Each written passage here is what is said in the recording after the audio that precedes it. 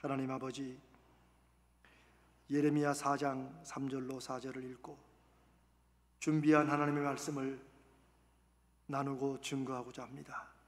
성령께서 역사해 주시고 붙들어 주셔서 말씀을 전하는 종이나 말씀을 듣는 성도들이 함께 살아계신 하나님 말씀을 들을 수 있도록 역사하시고 주관하여 주시옵소서. 우리 주님 거룩하신 예수님의 이름으로 간절히 기도드리옵나이다. 아멘. 옛날 미국에 빌이라고 하는 사람이 있었습니다. 그는 공사장에서 힘든 일을 하는데 점심시간이 되면 빌은 도시락을 열면서 이렇게 한탄했습니다. 이 지긋지긋한 참치 샌드위치, 이 참치로 만든 샌드위치를 점심때마다 먹으면서 그러는 거예요. 처음에 동료들은 웃었습니다. 그런데 다음 날 점심도 그 다음 날 점심도 점심시간만 되면 이 빌은 점심 도시락을 열면서 이 지긋지긋한 참치 샌드위치라고 한탄을 하는 것입니다. 이것도 한두 번이지 한 달 내내 그 소리를 듣자니 너무 딱했던 동료 중에 하나가 빌에게 이렇게 얘기했습니다.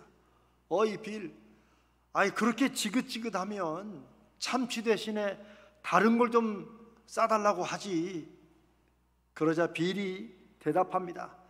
아니야, 점심 도시락은 늘 내가 싸. 여러분 무슨 말씀인지 아시겠죠?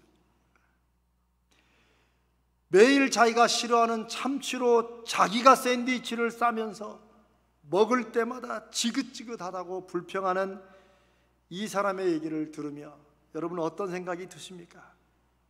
참 딱하다 싶으세요?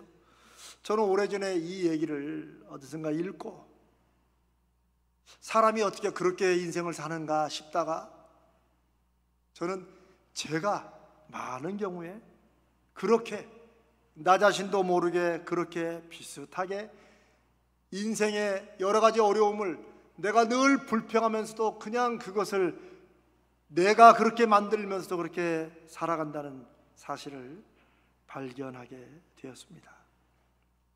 성경은 예수 믿는 성도들을 향해서 예수 믿는 그 복을 받고 누리려면 옛 습관을 버려야 된다, 옛사람을 벗어나라고 강조합니다. 그런데 이 말씀을 가만히 생각해 보면 지금부터 2000년 전에 초대교회가 처음 시작한 그 당시에도, 그리고 그 후로 2000년간 교회 역사에도 오늘날도 참치 도시락을 매일 자기가 싸면서 스스로 알면서도 그게 편하니까, 아니면 막상 알지만 다르게 바꾸는 게 귀찮아서든지 아니면 힘들어서든지 잘 안 되어서든지 계속 같은 인생을 반복하는 이런 사람들이 있게 마련이라는 것입니다. 그러니 예수 믿으면 자기가 살았던 옛 생각에서, 옛 습관에서 자꾸 성령의 도우심과 인도하심으로 벗어나려고 해야 하나님이 주시는 은혜의 복을 인생에서 누릴 수 있다는 것입니다. 오늘 우리가 읽은 예레미야서 4장 3절은 이 말씀을, 우리가 옛 습관, 옛사람으로 산다는 말씀을 새로운 것으로 지적을 합니다. 나 여호와가 유다와 예루살렘 사람에게 이같이 이르노라. 너희 묵은 땅을 갈고 가시던 물 속에 파종하지 말라. 4절은 이것을 조금 더 다른 말씀으로 표현합니다. 너희는 스스로 할례를 행하여 너희 마음 가죽을 베고 나 여호와께 속하라. 할례 예식은 하나님께서 저 아브라함 때부터 주신 하나님의 백성의 하나의 표징입니다. 남자들이 자신의 육체에 행하는 건데 하나님은 이제 육체의 할례를 행하는 것 말고 마음의 할례를 행하라고 선지자를 통해서 말씀하십니다. 육체의 할례가 이미 종교적 형식이 되어서 할례를 행한 하나님의 백성들이나 할례가 없는 이방 백성들과 똑같이 살고 전혀 구분이 안 되기 때문입니다. 그러니 하나님은 이제는 마음의 할례를 행해서 마음이 새로워짐으로 하나님이 없는 다른 사람들과 다르다는 것을 마음을 새롭게 하고 그렇게 살아야 진짜 하나님의 백성으로 살 수 있다고 말씀을 하십니다. 너희 묵은 땅을 갈라라고 하시는 말씀에서 이 땅은 분명히 저와 여러분의 마음, 사람의 마음을 가리키는 것입니다. 누구도 가시덤불로 뒤덮인 땅에 씨를 뿌리는 사람은 세상에 없습니다. 굳이 농사 큰 걸 하지 않아도 요즘에 텃밭을 키우는 분들도 있으시고 심지어 작은 화분에 씨앗 하나를 심을 때에도 우리가 그냥 아무 땅이나 그냥 퍼다가 딱딱하게 굳은 땅 위에다 씨를 던져놓지 않습니다. 하나님의 사람들이 자기의 씨앗은 그렇게 심지 않으면서 하나님을 믿고 산다고 하는 것은 어떻게 보면 우리 마음속에 우리도 모르게 굳어지고 딱딱해지고 가시덤불과 온갖 것으로 뒤덮은 이 마음에 그냥 하나님의 씨앗을 심어서는 안 되는데 우리는 인생의 화분이나 인생의 텃밭은 그렇게 하지 않으면서 정작 하나님과의 관계에 살아가는 우리 믿음의 마음은 그런 식으로 그냥 하나님께서 말씀을 주시면 그냥 은혜가 되겠거니 하고 살아가는데 하나님의 선지자를 통해서 하나님 보시기에는 우리의 땅이 마음에 마치 딱딱해지고 굳어있고 가시덤불과 온갖 돌짝밭으로 덮여 있어서 그 말씀이 심겨야 심기지도 않고 제대로 자라지도 않는다고 말씀을 하십니다. 이러니 말씀을 듣는 것이나 안 듣는 것이나 큰 차이 없이 하나님 말씀을 들어도 역사가 없는 인생을 사는 것을 지적하는 것입니다.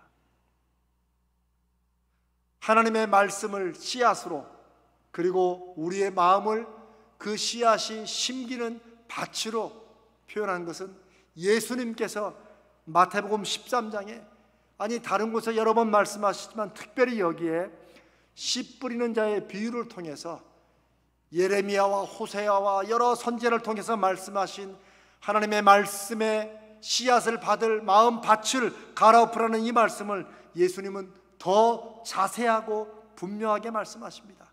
우리가 잘 아는 네 가지의 밭이 있죠. 어떤 사람이 씨를 뿌리는데 씨앗의 일부는 길가에 씨앗이 떨어집니다. 길가는 어떤 땅입니까? 원래도 거기 그냥 씨앗이 심길 수 있는 그런 땅인데 사람들이 계속 밟고 다녀가지고 이제는 딱딱하게 굳어지고 그래 돼가지고 씨앗이 속으로 들어가지 않고 그냥 그 겉에 있는 길 위에 있는 그런 씨앗이죠. 그러니까 이런 씨는 그냥 새들이 먹어버린다고 주님이 말씀하십니다. 또 어떤 씨는 돌짝을 밭에 떨어집니다. 누구라도 씨앗을 심기 전에는 돌도 걸러내고 여러 가지 것을 걸러내는데 그걸 그대로 두고 그냥 씨를 뿌려가지고 돌짝을 밭에 떨어진 씨앗은 잠깐 얇은 땅에 뿌리가 내려지긴 하지만 뿌리가 돌 때문에 깊이 내려가지 못해서 해가 뜨면 곧 말라버린다고 주님이 말씀하십니다. 어떤 씨는 또 가시덤불에 떨어집니다.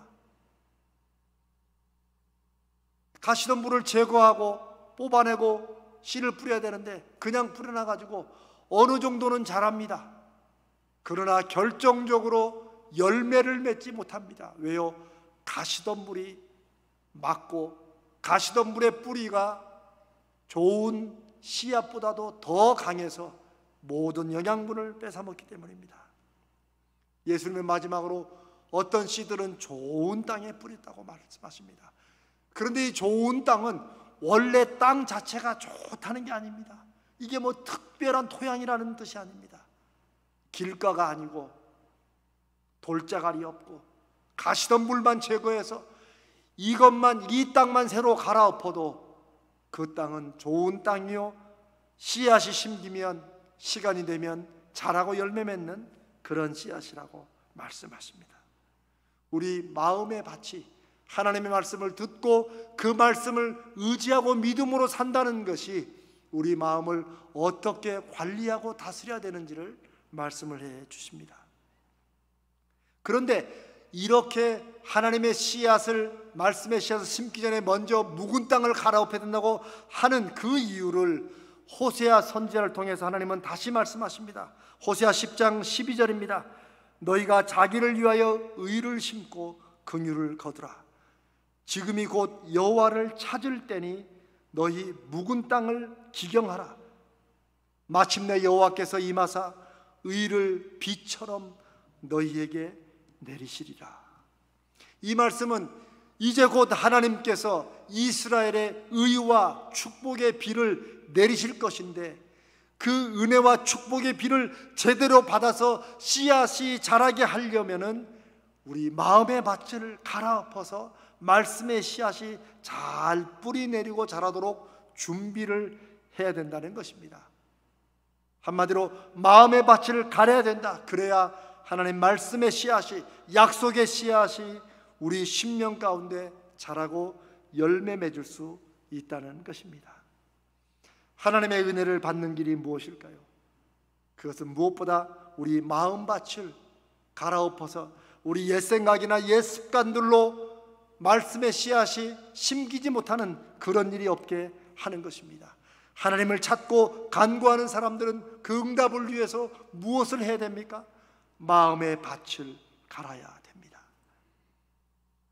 그러면 대체 마음의 밭을 가는 것이 실제적으로 우리가 무엇을 하는 것이냐? 제가 두 가지를 말씀을 드리려고 합니다. 첫 번째는 우리 마음속에 생각이라는 밭을 가는 것입니다.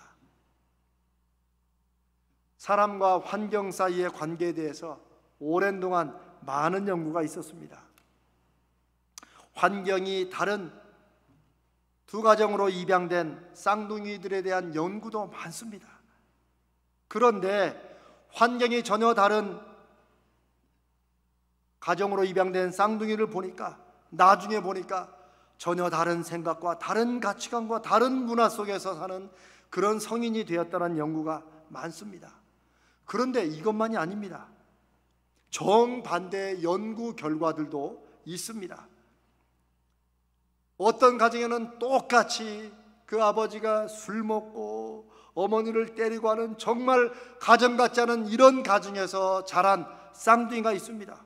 그러면 환경이 똑같으니 나중에 두 사람 다 비슷한 인생을 살아야 될 거라고 예상하지만, 그런데 나중에 성인이 되고 보니 이 어려운 환경에 자란 쌍둥이들이 전혀 다른 환경에서 자란 것처럼 다른 가치관을 가지고 다른 인생을 살더라는 거예요.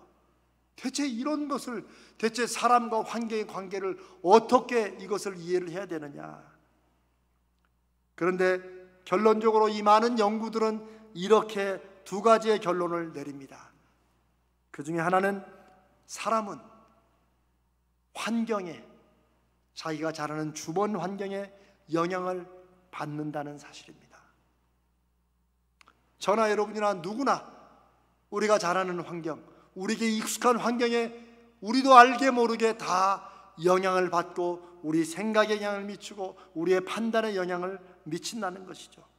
그런데 또 하나 아주 중요한 환경에 관련된 결론이 있습니다.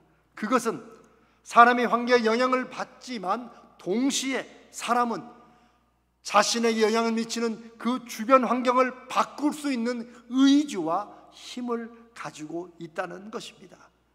이게 중요합니다. 이게 무슨 말입니까? 사람은 자신이 영향받고 있는 그 환경을 스스로 변화시킬 수 있는 존재라는 거예요. 그러니까 우리는 수동적으로 환경에 영향만 받는 것이 아니고, 어떤 사람은 그 환경을 새롭게 보고 그 환경을 바꿈으로써 자기가 영향받는 환경을 바꿔서 다른 환경으로 바꾸어 인생을 살아간다는 것입니다. 처음에는 부정적인 환경에 영향을 받겠지만 스스로 그 환경을 긍정적으로 자기에게 좋은 영향을 미치는 환경으로 바꿀 수 있는 존재, 이게 바로 사람이라는 것입니다. 저는 이게 사람이 하나님의 형상으로 지음받은 위대한 존재의 씨앗이라는 그 증거라는 확신을 갖고 있습니다. 우리가 하나님의 형상으로 지음받았다는 뜻이 무엇입니까? 그것은 우리는 진흙덩이에 불과하고 먼지에 불과하지만 그곳에 하나님께서 하나님의 생기를 불어넣어 주셔서 하나님만이 가지시는 그 위대한 신성의 일부를 우리가 받았다는 것입니다. 그걸 일반 사람들은 그저 이성, 생각하는 것이라고만 말하지만 우리가 갖고 있는 영혼이라는 것은 우리의 생각과 짐작과 연구를 훨씬 넘어서는 무언가를 우리가 갖고 있는 것입니다. 그 증거의 하나가 바로 환경을 보고 판단하는 생각을 가지고 있고 그 환경을 변화시켜서 넘어서는 이런 힘을 가지고 있다는 것이 하나님의 형상의 한 증거라고 우리가 확신할 수 있습니다. 그래서 하나님을 믿는 사람들은 믿음으로 인생과 환경을 다르게 보게 하시고 그리고 믿음으로 생각하고 믿음으로 판단하고 그렇게 해서 다른 사람들과 같은 환경에 있는 것 같지만 전혀 다른 환경에 있는 것처럼 다른 인생을 살게 되는 것입니다.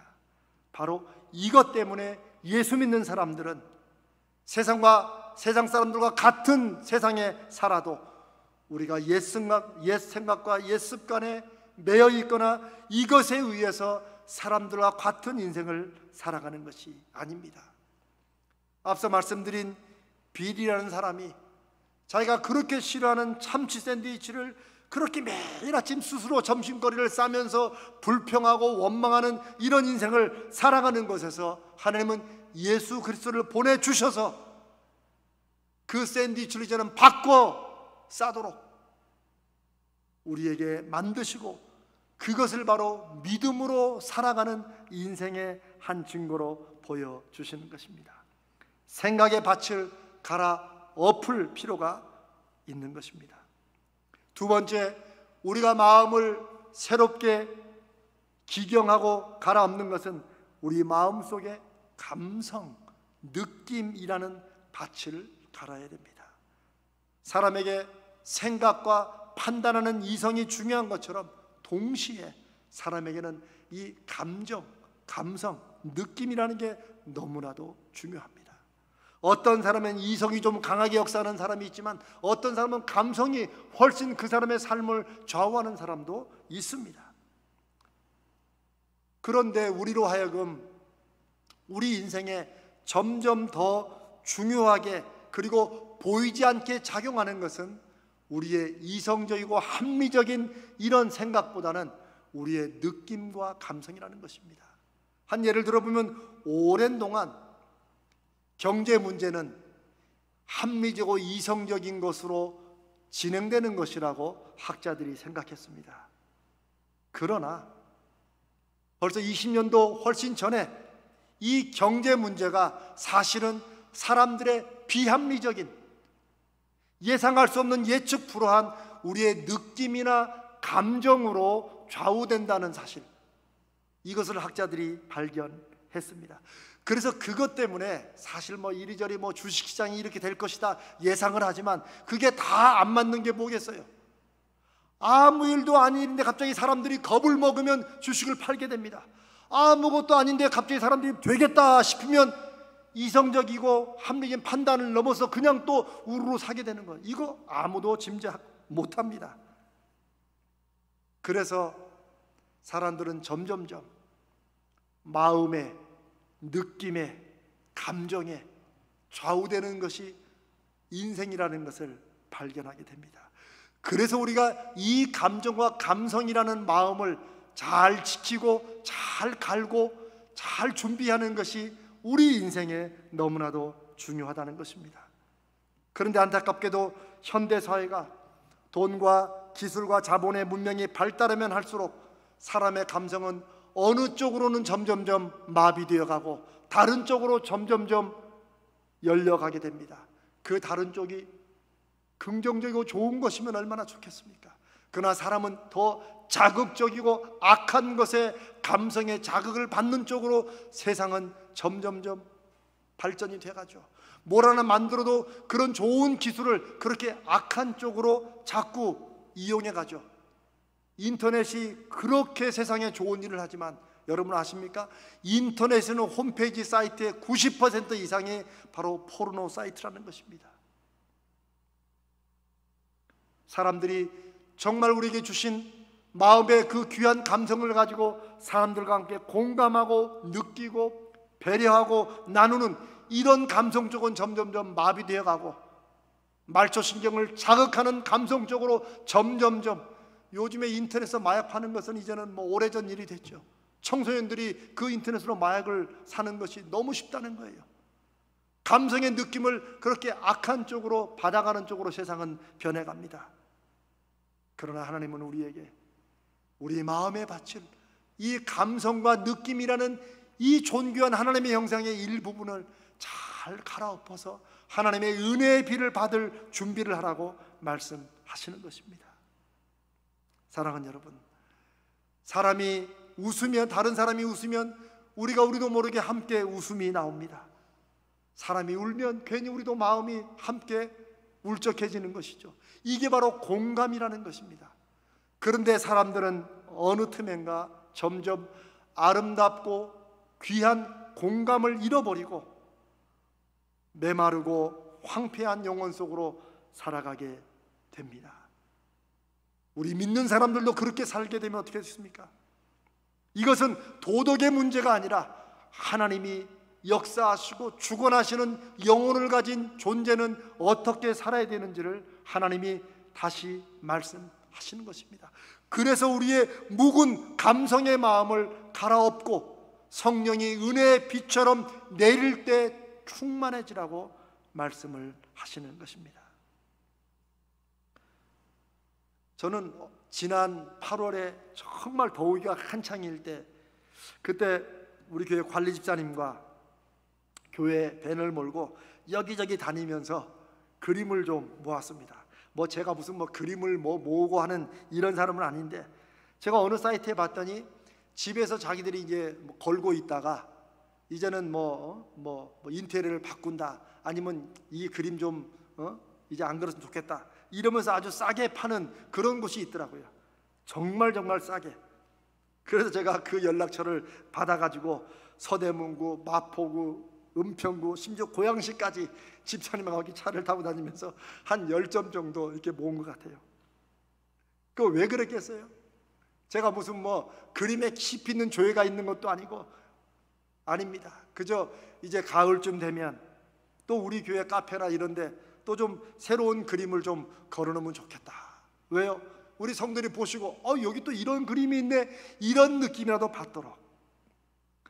저는 지금은 안 하지만 예전에는 교회 식구들 보여주려고 가을이면 이 단풍이나 낙엽들을 왕창 모아다 교회에다 깔아놓은 적도 있습니다.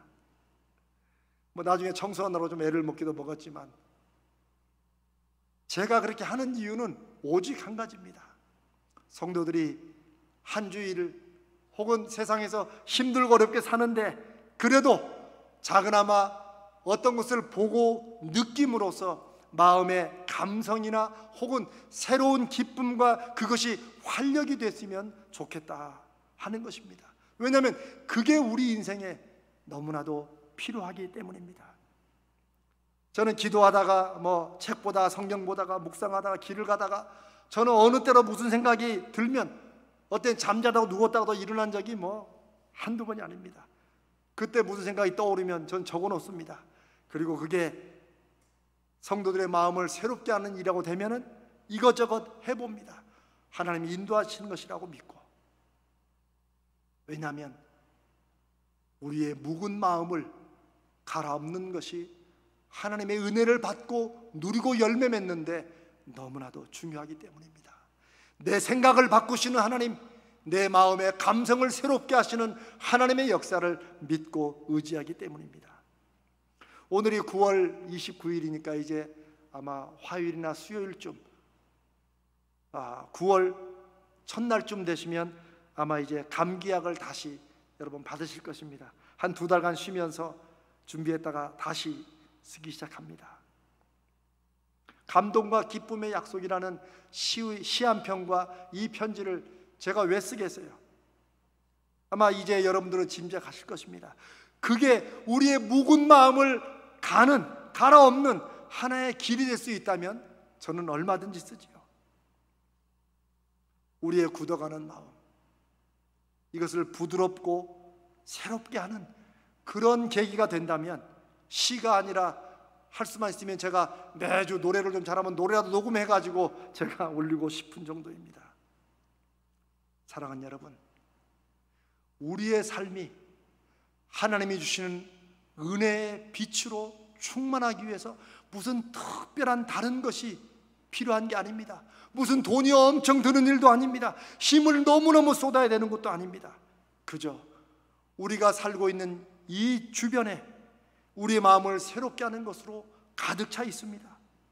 주변의 경치도 이 가을 계절이 바뀜으로 새롭게 좀 바라보시고, 지금 불광천 운동하시는 분들 많으실 건데 그것도 그냥 작심하고 앞에 보고 막 이렇게 운동만 하지 마시고, 불광천 걸으시다가 옆에 피어있는 풀꽃도 좀 보시고, 환경이 좀 어떻게 바뀌나 둘러보시고, 늘 나와 만나는 집사님 혹은 성도지만 혹은 사람들이지만 새로운 마음으로 바라보면 하나님이 역사하시고 하나님이 베푸시는 은혜로 충만한 것을 보게 되어 있습니다.